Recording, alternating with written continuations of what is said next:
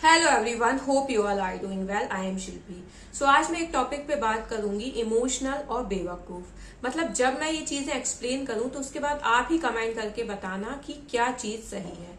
मैंने एक अपलायंस से बात की जो कि इस बिजनेस में अपलायंस होते हैं, और मुझे लगा कि चीजें बहुत ही ज्यादा बिगड़ती जा रही है। मीन्स लोन पे लोन, आपका कोई भी फैमिली मेंबर इन चीज में इन्वॉल्व है और आपको दिख रहा है कि भाई इसमें अब आगे कोई फ्यूचर नहीं है, सिर्फ लोन पे लोन हुआ जा रहा है, तो आवाज तो उठती है, डेफिनेटली उठती है आवाज।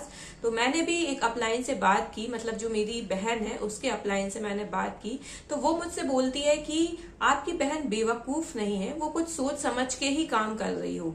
तो मैंने कहा ठीक है, सोच समझ के काम करना और किसी के इशारों पे चलने में दोनों में डिफरेंस होता है। तभी वो कहती है कि वो कोई बेवकूफ नहीं है। तो मैंने कहा यस, वो बेवकूफ नहीं है, आपने उसमें इमोशंस डाले हैं ना। इमोशंस वो कि जो भी तुम कर रहे हो वो तुम अपनी फैमिली के लिए कर रही हो, अपने भाई बहन के लिए कर रही हो, अपने सपने पूरे करने कर रही हो। तो ये जब सारे इमोशंस इकट्ठे हुए हैं उसके बाद आप उसे बेवकूफ बना रहे हो। मतलब अगर डिफरेंस देखा जाए तो दोनों का डिफरेंट मीनिंग बिल्कुल अलग है। इमोशनल मीनिंग अलग है, बेवकूफ का मतलब अलग है। बट वो नॉनसेंस पर्सन मुझसे कहती है कि नहीं, दोनों चीज एक ही है। तो भाई पहले तो गूगल पे सर्च करो कि what is the meaning of emotional and what is the meaning of बेवकूफ। मतलब आप किसी को इस हद में बेवकूफ बना रहे हैं उसमें उसी के इमोशंस का यूज करते हुए, तभी तो आप बार बार बोल रहे हैं। मैंने अपनी बहन को कभी भी बेवकूफ नहीं बोला कि बेवकूफ है, इतना पैसा लगा दिया, ऐसा कर दिया, वैसा कर दिया।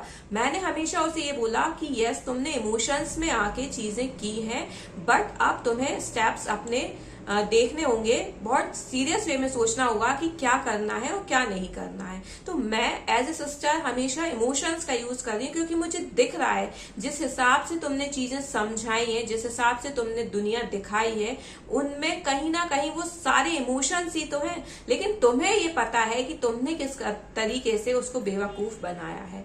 तो अब आप लोग ही बताइए कि ये कोई टर्म एक टर्म है? भाई ये दोनों टर्म बहुत अलग हैं। मतलब आप किसी को बेवकूफ किसी भी उसमें बना सकते हो, और बहुत लोग हैं भाई नहीं देते चीजों पे ध्यान। अगर किसी को भी हम बोले कि ये पेन 20 रुपए का है तो ठीक है ना, होगा 20 रुपए का। वो कौन सा आपसे बिल मांग रहा है, या वो कौन से उसी शॉपकीपर से पूछने जा रहा है कि ये 20 का है कि 40 का है, ठीक है, तो बन गया ना बेवकूफ। भले वो पेन 10 रुपए का होगा, तो इसमें उसके कोई इमोशंस यूज नहीं हुए। लेकिन अगर आप कहो कि नहीं, ये जो पेन है ना, इससे तुम अपनी डेस्टिनी लिख सकते हो, अपनी छोड़ो अपनी पूरी फैमिली की डेस्टिनी लिख सकते हो, और ये पेन जस्ट 40 रुपीज का ही तो है, ले लो ना। और तुम वो इमोशंस में आके वो पेन ये सोच के कि वो पेन तुम्हारी डेस्टिनी लिखेगा, या वो पेन तुम्हारी फैमिली के मेंबर्स को बहुत खुश रखेगा, बहुत पैसा देगा, तुम वो ले लेते हो।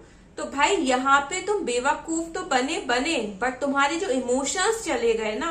मतलब तुमने 10 रुपए का पेन को 40 में खरीद लिया, ठीक है, ये तो तुम बेवकूफ बन गए, बट उसमें जो तुम्हारे इमोशंस गए ना कि ये मेरी डेस्टिनी लिखेगा, ये मेरी फैमिली मेंबर्स को खुश रखेगा, बहुत पैसा आएगा, ये होगा वो होगा, इस चीज में तुम जब घुस गए ना तो तुम बस फिर तुम वही चाहोगे कि जो ये पेन लिखे वही हो, और ऐसा तो कुछ होता ही नहीं है ना।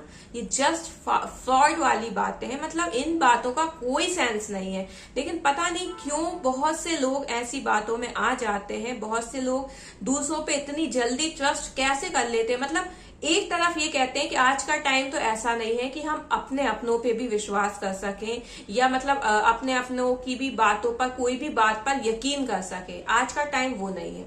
But in the other hands वही टाइम, वही चीजें सेम चल रही है, बट दूसरे लोग आते हैं, कुछ 2-4 फालतू की बकवासें करते हैं, 10-20 तुम्हें ड्रीम्स दिखाते हैं, 2-3 वीडियोस बताते हैं, एंड देन तुम्हें उन पे इतना यकीन हो जाता है कि तुम्हें फिर दुनिया बेकार लगने लगती है। मतलब उन लोगों को ये फील होने लगता है कि हम जो कर रहे हैं ना वो तो कोई सोच भी नहीं सकता। मतलब करने की तो बात छोड़ो, वो कोई सोच नहीं सकता कि हम किस लेवल पे काम कर रहे हैं। तो भाई जिस भी लेवल पे काम कर रहे हो ना, इसी दुनिया में रह रहे हो तुम, इसी सोसाइटी में तुम्हें रहना है और इसी सोसाइटी में सरवाइव भी करना है। तो जो क्वेश्चंस अराइज होते हैं ना सोसाइटी के, उनका आंसर देने भी फिर प्रिपेयर रहो ना। फिर क्योंकि नहीं, अभी मेरे पास कोई आंसर नहीं है, मुझे नहीं पता, मैं अभी प्रोसेस में हूँ, मुझे नहीं पता पूरी प्रोसेस क्या है। तो जब तुम्हें चीजें पता ही नहीं है तो तुम इन्वॉल्व होते कैसे हो?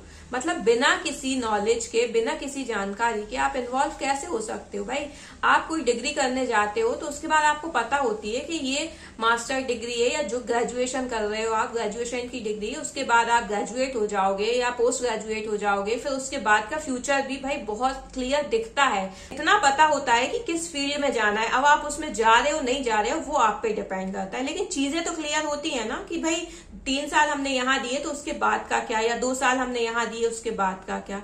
यहाँ बस आपको, यहाँ भी एक डिग्री की तरह ही टाइम दिया जाता है, 4 इयर्स, सिर्फ 4 साल की बात है, सिर्फ 4 साल की बात है। भाई उस 4 साल में जब हमें पहले ही साल दिख गया कि क्या चल रहा है, तो हम कैसे किसी को 4 साल दे दें? मतलब आपने अपने बच्चे का एडमिशन अगर बीटेक बीई में कराया है, वो भी 4 साल की होती है ना। जब आपने फर्स्ट सेम में ही देख लिया कि बैक आए हैं, भाई नहीं कर पा रहा, चलो आप एक मौका और दोगे। सेकेंड सेम में आपने देखा कि कुछ भी रिजल्ट नहीं है, 0, तब तो आप रुकोगे या जस्ट आप फीस पे करे जाओगे कि नहीं मुझे तो कुछ हो जाए, बैक की ही डिग्री सही, बट मुझे तो मेरे बच्चे की बीई की डिग्री चाहिए? ऐसा पॉसिबल है? कोई पेरेंट ऐसा नहीं करेगा। मतलब ये तो बीई की तो बहुत बड़ी बात हो गई, उसमें तो फीस भी अच्छी खासी होती है। अगर मैं कोई नॉर्मल डिग्री की भी बात करूं ना, और उसमें अगर पेरेंट्स को ये लगता है कि भाई 1 साल में 2 सेमेस्टर्स होते हैं, उन दोनों में सेमेस्टर में बच्चों का रिजल्ट 0 रहा है, तो माँ बाप कहते हैं हो गई पढ़ाई, छोड़ो कुछ और करो, नहीं तो अपना कहीं भी कुछ ज्वाइन कर लो, तुम्हारे बस का नहीं है। होता है ना, पेरेंट्स ऐसा कर देते हैं। वो इसलिए डिसीजन लेते हैं कि अननेसेसरी तुम्हारा टाइम भी वेस्ट हो रहा है, मनी भी वेस्ट हो रहा है, और तुम्हारा इंटरेस्ट ही नहीं आ रहा। बिकॉज अगर इंटरेस्ट होता तो चलो फर्स्ट सेम में तुम्हारी जो भी सिचुएशन रही होती, तुम सेकंड सेम में करके दिखाते या थोड़ा सा अपग्रेड होते। तुम तो और डाउनग्रेड हो गए, मतलब जो तुमने थोड़ा बहुत फर्स्ट सेम में किया था उसमें सेकंड में तो तुम और नहीं कर पाए। तो भाई कोई भी पेरेंट होगा तो रोकेगा। तो सेम ऐसे बिजनेस का है भाई, 1 साल में दिख गया कि कितना लगाया है और क्या आया है रिटर्न। अब जब पेरेंट्स को यही लग रहा है कि सिर्फ जा ही जा रहा है, लग रहा है, रिटर्न में 0 है, तो वो ऑब्वियस सी बात है रोकेंगे, और तुम्हारे फ्यूचर के लिए रोकेंगे। और तुम लोग जो ये सोचते हो ना कि हम तो जॉब कर रहे हैं, जॉब से ईएमआईज भर देंगे, तो बस एक टाइम पे ना जो सैलरी तुम्हारी आएगी वो सिर्फ ईएमआईज के लिए आएगी। तुम्हारे जो शौक है ना, जो तुम अपनी सैलरी से जो थोड़ा बहुत चीजों को करने की सोचते हो या कहीं घूमने की सोचते हो, फिर वो कुछ नहीं हो पाएगा। फिर तुम्हारा 2 टाइम का खाना ही चल जाए, वही बहुत बड़ी बात है, क्योंकि जो भी आएगी ना सैलरी वो ईएमआईज पे ही जाएगी। तो मैं यही कहना चाहूंगी कि अगर ऐसी कोई चीज में आप फंस रहे हो तो अपने आप को एनालाइज जरूर करो। भाई किसी का भी किसी पे इतना कंट्रोल नहीं होना चाहिए कि आप बस उसी की तरह घूमे जा रहे हो ये सोच के कि मैं भी इसके जैसा एक दिन सक्सेस दूंगा। तुम्हें जितना दिखाया जा रहा है ना, तुम्हें बस उतना ही दिख रहा है, तुम इतना डीप में नहीं गए हो। मतलब जो अपलाइन होते हैं उनसे मिल लिया, उनकी फैमिली से मिल लिया, वाव, सब कुछ बहुत वाव है।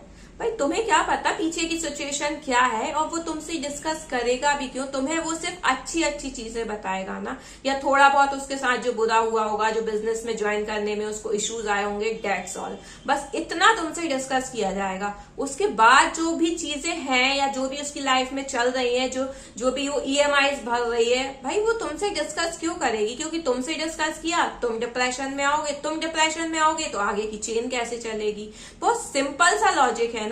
तो चीजें सिर्फ अच्छी अच्छी बताई जाएंगी, ना कि कुछ भी उसमें बुरा बताया जाएगा। तो अपने आप को अवेयर रखें इन चीजों से, बिकॉज इन चीजों में कुछ नहीं है, सिर्फ आप अपना टाइम वेस्ट कर रहे हैं, अपनी फैमिली से दूर हो रहे हैं और खुद के लिए क्वेश्चन मार्क बना रहे हैं। अगर फ्यूचर में आपने कुछ अच्छा कर भी लिया ना किसी और चीज के थ्रू, अगर आप कुछ अच्छा लाइफ में कर गए तो, लेकिन एक जो ये टैग लगेगा ना, जिन्हें यही लगेगा कि आप उसी बिजनेस में जुड़े थे जो चेन सिस्टम था, जो धोखे से लोगों को देता था। क्योंकि बहुत सी बिजनेस ऐसे भी हैं, बहुत सी नेटवर्क मार्केटिंग ऐसी भी हैं जो क्लियर करके चीजें करती है कि भाई ये कंपनी है, ये इसके प्रोडक्ट है, आप प्रोडक्ट खरीदोगे आपको इतना ही डिस्काउंट मिलेगा, आगे आप लोगों को लेके आओगे तो आपको और इतना इतना डिस्काउंट मिलता जाएगा। क्लियर है ये चीज, तो उसमें करने में कोई बुराई नहीं है।